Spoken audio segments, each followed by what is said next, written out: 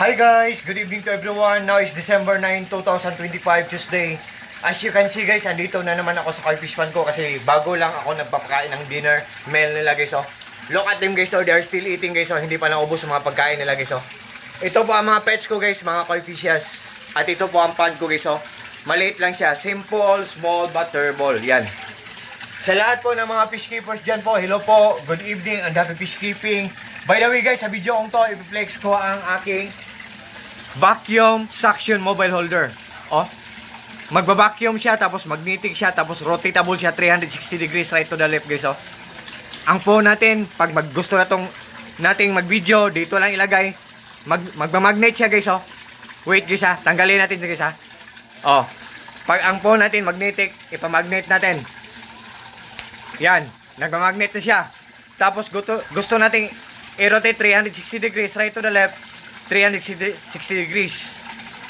Dito din, pwede din. Oh, yan. Yan guys, oh.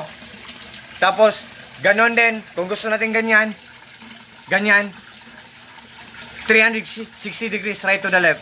Oh, oh. What you see is what you get, nothing more, nothing less, walang labis, walang kulang. Yan.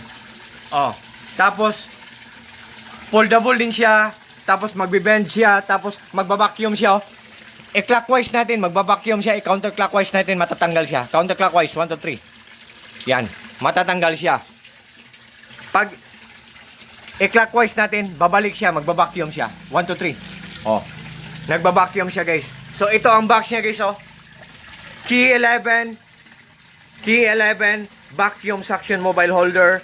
On the other term, or on the other word, tinatawag din to na Key 11 vacuum rotating phone holder. Yan siya guys. So, guys, kahit sa loob ng sasakyan, pwede tayong gumamit nito, pero wag sana tayong gumamit ng nakaandar sa sasakyan natin. Baka malisgasya tayo guys, wag sanang mangyari yon. Nandyan sa link ko guys. God bless sa Salpis.